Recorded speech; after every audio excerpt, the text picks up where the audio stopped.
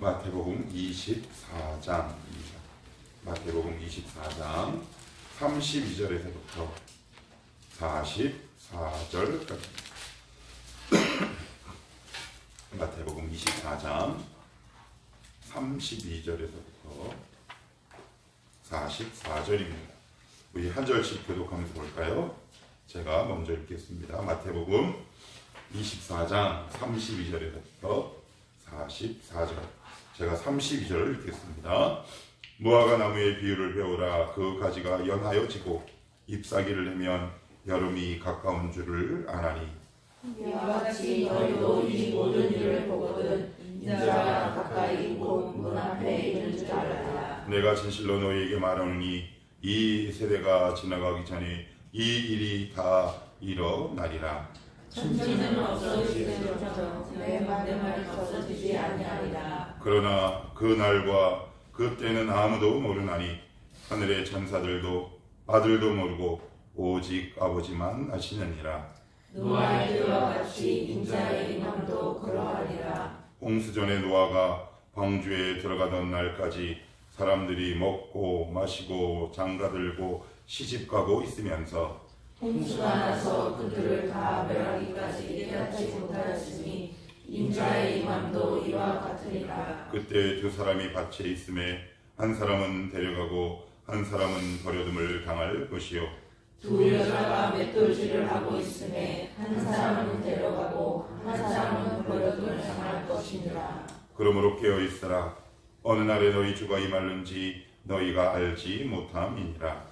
너희도 아는 바니 나의 집주인이 도둑이 어느 시각에 올 줄 알았다면 깨어있어 그 집을 뚫지 못하게 하였으리라. 같이요. 이러므로 너희도 준비하고 있으라. 생각하지 않을 때 인자가 오리라. 아멘. 어제는 우리를 깨끗하게 하소서, 성결하게 하소서 라는 제목으로 말씀을 전했고요. 오늘은 준비하게 하소서 라는 제목으로 시간 하나님의 말씀을 같이 한번 살펴보도록 합시다. 신학자들 사이에 회자되는 문장 중에 이런 문장이 있어요. 이단은 종말론을 택했다 라는 말이 있어요. 그래서 이단들의 전단지, 흔히 하는 시쳇말로 찌라시를 보면 특징이 있죠. 일단 울긋불긋해요. 파랗고 빨갛거나, 그리고 꼭 이렇게 써있죠. 계시록. 그 가운데, 이단 가운데 우두머리라고 할 수 있는 신천지는 핵심 교리가 뭐냐면 14만 4천이에요. 14만 4천 안에 들어가야 구원을 받는다.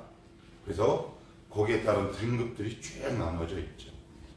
그래서 헌금을 이 정도 하면 몇 등급, 등급제로. 그런데 우리는 등급이 있나요? 우리 등급이 없잖아요. 근데 중요한 건 종말 혹은 계시록 이런 것들을 여러분들이 설교 안 하는 교회가 되게 많고요. 사실 잊어버리고 사는 경우가 굉장히 많습니다.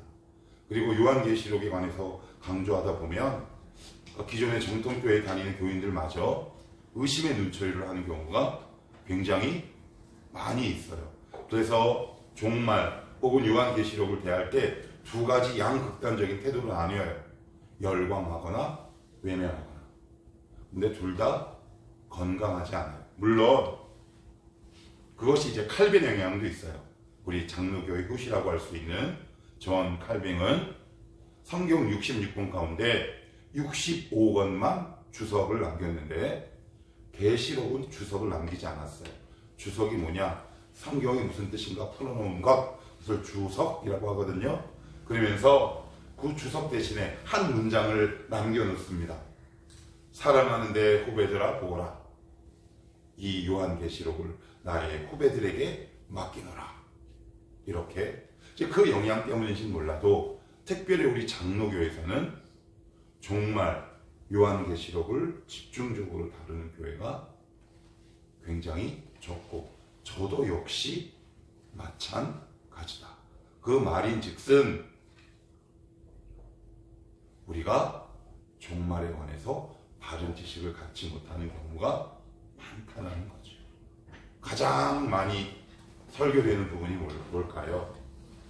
두려움, 근심, 축복, 은혜, 이런 어떤 제한적인 몇몇 단어들을 1년 내내 반복하는 경우도, 저의 설교 원고를 봐도, 우리 장로교 전체에 돌아가는 설교 패턴을 봐도 그 범주를 벗어나기가 참 쉽지 않다. 그래서 오늘 이 말씀은 주님께서 화요일 날 무화과 나무를 저주하시고 무화과 나무의 비유를 들면서 내가 세상 끝날에 올 텐데 아마 이런 일이 일어날 거야. 그러니 너희는 깨어 준비하고 있으라. 이렇게 말씀하세요. 그러면 현재를 살아가는 우리가 이 말씀과 어떤 연관이 있고 우리는 이때를 어떻게 준비해야 하는지, 그리고 주님이 오실 그 재림의 때를 준비하는 데 있어서 가장 걸림돌은 무엇인지 같이 한번 말씀을 살펴보도록 하십시다. 자, 먼저 여러분들이 어디를 보시냐면, 자, 33절 말씀 한번 여러분들 읽어주시기 바랍니다. 시작! 이와 같이 너희도 이 모든 일을 보거든 인자가 가까이 곧 문 앞에 이른 줄 알라. 여기 보시면 너희도 이 모든 일을 보거든 이란 말은 32절로부터 1절까지의 모든 내용들을 이야기합니다. 그래서 마태복음 같이 한번 따라할까요? 마가복음 13장, 마가복음 13장, 마태복음 24장, 마태복음 24장, 복음서에 예수님의 종말의 때 일어날 여러 가지 현상들을 가장 현실적이고 자세하게 기록한 장이에요. 그래서 여러분들이 이 정도 장은 알고 계셔야 돼요. 주님이 언제 오신다 그랬지? 그러면 마가복음 13장, 마태복음 24장을 빨리 보시면 돼요. 요한계시록은 우리 혼자 보기가 조금 어려우니까 그래서 그걸 보시면 되는데, 이와 같이 너희도 이 모든 일을 보거든 인자가 가까이 곧 문 앞에 이른 줄 알라. 내가 너희 목전에 있다 라는 얘기예요. 우리가 이제 오해하고 있는 부분 가운데 하나가 뭐냐면, 아침부터 귀찮게 해드려서 죄송한데 이것도 같이 한번 따라합시다. 기독교는 종말론적 신앙입니다. 이 단어의 어감의 차이를 잘 구분하셔야 돼요. 종말론 신앙이다 아니에요. 종말론적 신앙입니다. 무슨 얘기냐? 시간이 흐르면 흐를수록 주님의 재림과 임재의 때가 점점 가까워요. 그런데 이것을 어느덧 우리가 놓쳤지요. 기독교는 종말론적 신앙입니다. 그래서 초대교회 인사 가운데 하나가 뭐였는지 아세요? 우리는 보통 만나면 할렐루야 이렇게 하죠. 또 뭐 해요? 샬롬 하죠. 근데 초대교회 인사는 뭐였는지 아세요? 마라나타였어요. 아멘 주 예수여 오시옵소서. 마라나타 주여 오시옵소서. 예수님이 부활석장하신 지 얼마 안 됐음에도 불구하고 초대교회 교인들은 집에 모여서 떡을 떼고 성찬식을 나누고 말씀을 들을 때 어떻게 인사를 했냐면 마라나타 그랬어요.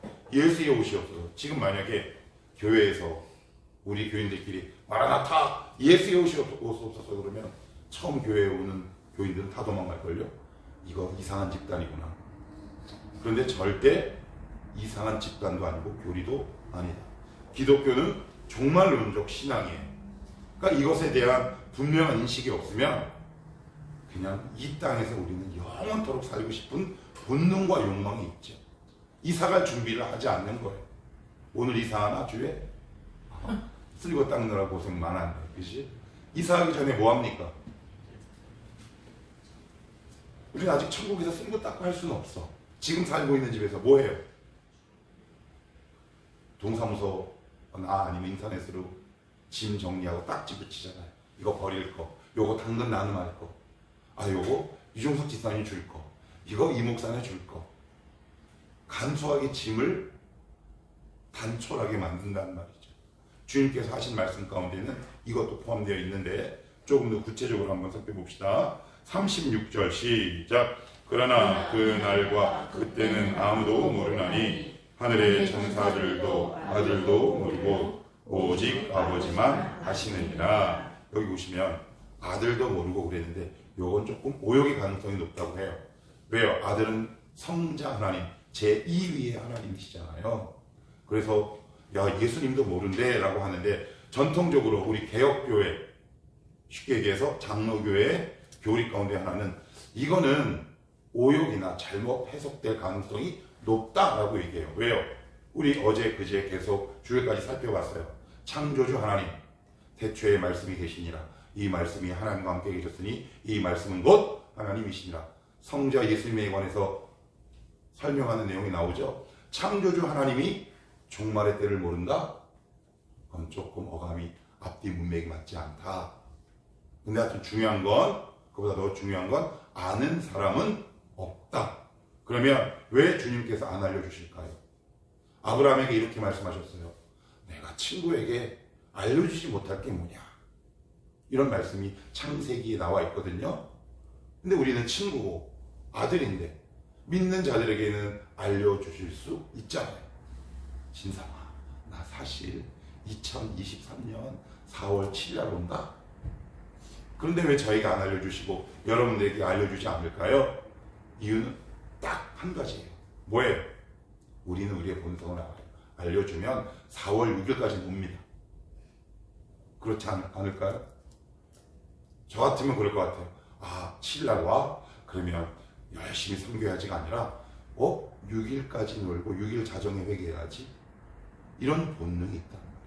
우리의 본능과 우리의 실력을 너무 잘 알고 있는 주님께서 왜요? 알려주지 않아야 긴장한다는 거예요. 그래야 주님과 동행할 수 있다는 말이에요. 그죠? 그래야 깨어있을 수 있어요. 그래서 알려주시지 않는데, 그러면 우리가 언제 잠들기 쉬운가? 이제 오늘 설교의 정점을 같이 한번 봅시다. 38절도 같이 한번 읽어봐요. 시작! 홍수전에 노아가 방주에 들어가던 날까지 사람들이 먹고 마시고 장가들고 시집가고 있으면서 그래요. 그래서 어떤 비유를 드세요? 어떤 시대를 비유를 드세요? 저는 예전에 이 본문을 보고 약간 연구하면서 약간 궁금증이 생겼어요. 우리가 주님을 떠날 때 언제 보통 떠나요? 우리가 알고 있는 보편적인 생각과 상식은 뭐냐면 죄를 져서, 그죠? 주님과 멀어져. 물론 맞아요. 근데 50%만 맞아요. 무슨 이야기냐? 먹고 마시고 시집가고 장가들고, 이걸 딱 4글자로 줄일 수 있어요.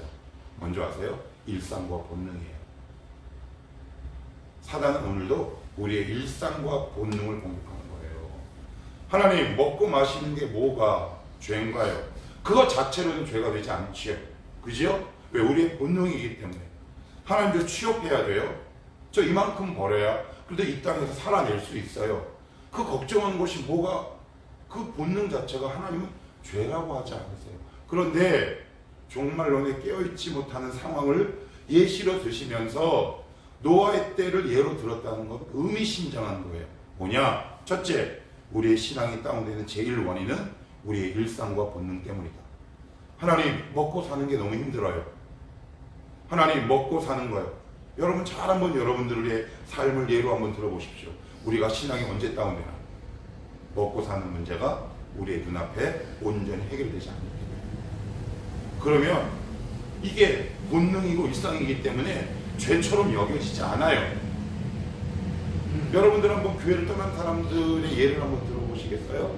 왜 예수님을 많이 떠나나? 먹고 사는 문제가 압도적으로 많아요. 지금도 명성교회에서 운영하고 순복음교회에서 함께 운영하는 교회 동반성장연구소에 보면 21세기인 지금도 당신은 왜 예수를 떠나고 교회 안 나가십니까? 지금은 점점 MZ세대들 때문에 이유가 다변화되긴 하지만 그 중에 1위는 압도적으로 압축하면 먹고 사는 문제가 1위예요. 우리는 그렇지 않나요? 우리의 신앙의 고민이 뭐예요? 먹고 사는 문제 아니에요? 어떻게 하면 일을 해야 하나? 어떻게 하면 수입을 해야 하나? 이것 자체가 죄인가요? 아닌가요? 절대 죄가 아니에요. 이따가 제가 부가적으로 설명을 드리겠지만 이것 때문에 우리가 하나님을 나도 모르게 멀어지게 되거나 불신앙으로 돌아서거나 아니면 아예 쿨쿨 잠들게 되는 경우가 많기 때문에 그래요. 마태복음 4장에 보시면 예수님이 40일 금식하시고 시험 받는 장면이 나오시는데 첫 번째 시험이 뭐예요? 도를 명하여 떡. 본능이죠. 일상이죠. 먹는 거 일상이고 본능이잖아. 예수님이 공생애를 앞두고 먹고 마시는 시험을 1차로 치른 것을 우리는 명심할 수 있어요. 여러분들이 이것을 극복하셔야 우리의 삶 속에 예수님과 같은 공생애의 놀라운 역사와 은혜가 펼쳐질 수 있어요. 하나님, 제가 이것을 뛰어넘을 수 있도록 도와주십시오. 오늘 아침에 제가 이 자리에서 기도할 때 제가 무엇을 기도했냐면 이렇게 기도했어요. 하나님, 제가 개척교회 목사다 보니까 아무래도 물질적으로 부족할 때가 있습니다. 그 다음 기도가 중요해요. 제가 어떻게 기도했을까요? 하나님, 현실적으로 물질이 어려울 때 원망하지 않게 하옵소서. 하나님, 왜 제 가운데 스물스물 원망의 기운이 올라올까요? 인정하기 싫고 두렵지만 아직도 하나님을 제 마음대로 컨트롤하지 못하는 것에 대한 분노가 제 안에 아직도 있다. 목사인데도. 그래서 제가 이렇게 기도했어요. 하나님, 어제 제가 한 그 설교 말씀을 갖고 에크발로 내어 쫓게 하시고 저의 심령을 뒤엎어 주옵소서.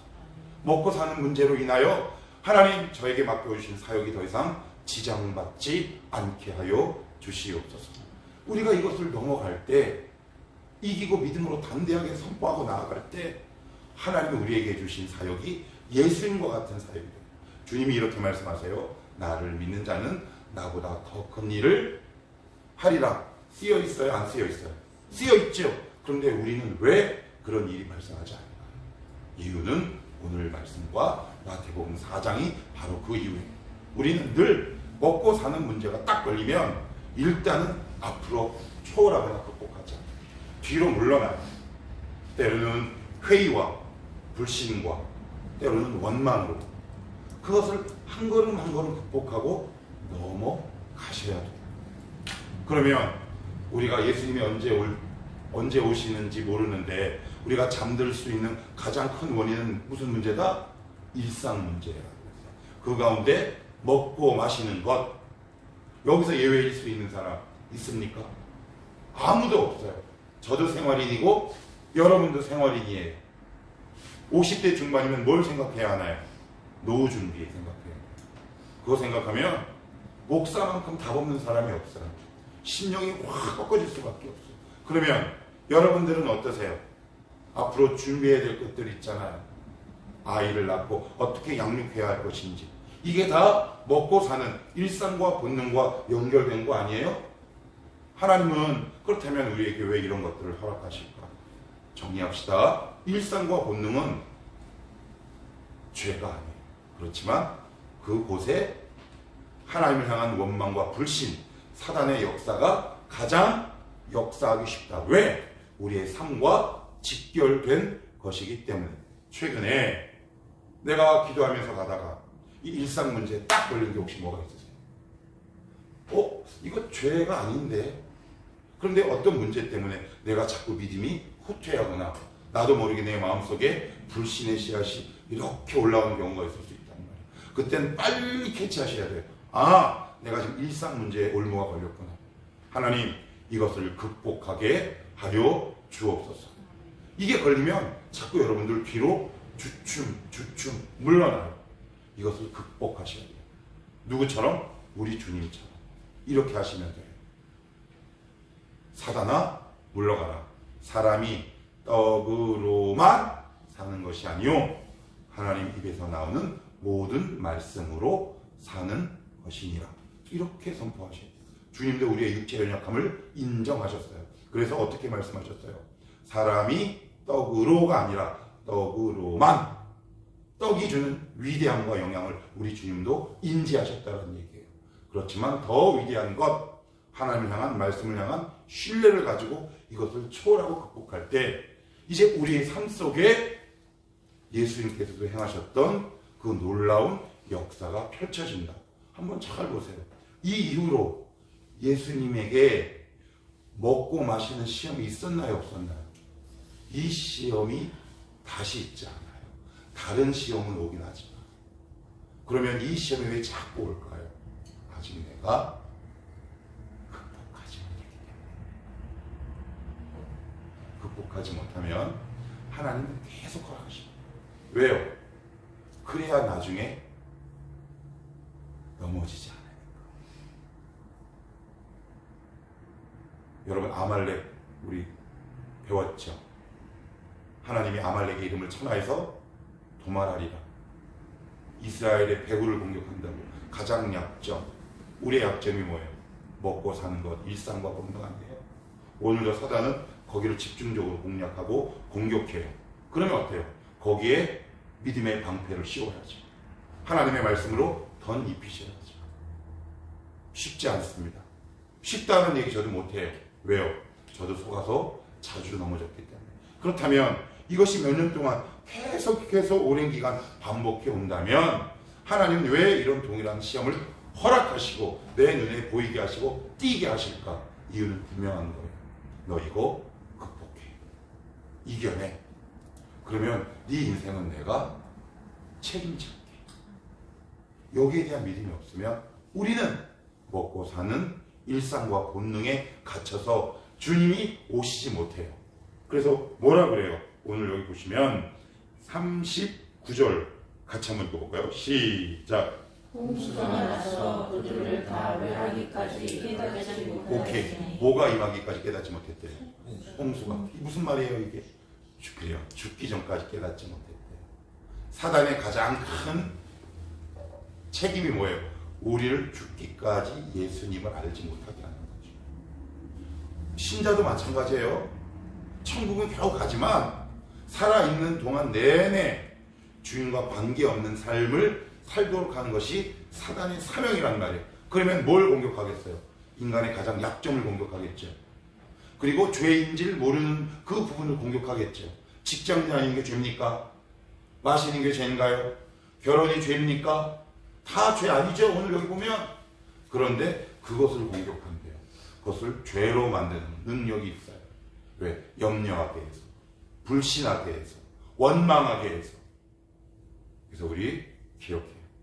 나는 어느 부분에 자주 넘어지고 어느 부분 때문에 예수님을 불신하게 되는가. 바로 오늘 사단은 이 지점을 오늘도 집요하게 노립니다. 그래서 이따가 여러분들 기도하실 때 이 부분에 있어서 시험이 드신 부분이 있거든. 치열하게 기도하셔요. 하나님, 제가 이것 이기게 하옵소서. 이거 극복하게 하여 주시옵소서. 믿음으로 살아갈 수 있는 믿음과 말씀을 나에게 허락하여 주시옵소서. 일상과 본능에 빠져 사는 자들이 아니라 거기서 나와서 하나님의 말씀을 붙들고 오늘도 살아가는 거죠. 그래서 주님께서 40절 41절에 이렇게 말씀하세요. 같이 한번 읽어볼게요. 40절 41절 시작. 그때 두 사람이 앞에 있음에 한 사람은 데려가고 한 사람은 버려둠을 당할 것이요 두 여자가 맷돌질을 하고 있음에 한 사람은 데려가고 한 사람은 버려둠을 당할 것이니라. 여기 보시면 두 사람 나오죠. 그죠? 어디에 있대요? 40절 보시면 밭에, 41절은 밭에 있다라는 말이 무슨 말이고 맷돌질을 한다는 게 무슨 말일까요? 그래요. 일상이라는 뜻이에요. 우리도 예수 안 믿는 사람과 똑같이 직업 전선에서 일을 하는 거예요. 거기에 최선을 다하는 거예요. 최선을 다하지 말라는 게 아니에요. 최선을 다하되 그것이 너희들의 신앙을 흔들지 말도록 하라는 의미예요. 우리가 최선을 다해 살아야죠. 그래서 어떤 사람들은 이렇게 사는 사람들이 있어요. 일상을 전혀 살아내지 않아요. 그리고 기도만 해요. 그거 절름발이 신앙입니다. 어떤 사람은 일상은 열심히 살아요. 그런데 기도는 전혀 하지 않아요. 둘 다 불신앙이에요. 어떻게 해요? 일상도 밭에서 후미로 밭 매야죠. 여기 보면 맷돌질 해야죠. 일상도 살아내고 신앙도 같이 일상과 신앙이라는 좌우 균형을 잘 맞출 수 있어야 돼요. 그래서 지금 나의 신앙은 어느 쪽인가 한번 살펴보는 거예요. 나는 기도만 하고 있는 사람인가? 아니면 나는 일상에만 최선을 다하고 있는 사람인가? 이런 분들이 있어요. 아, 그래, 기도만 하면 다 책임지실 거야. 그리고 어떤 노력도 하지 않아요. 그거 불신앙인데요. 일상도 최선을 다하시는 거죠. 제가 수도 없이 말씀드렸잖아요.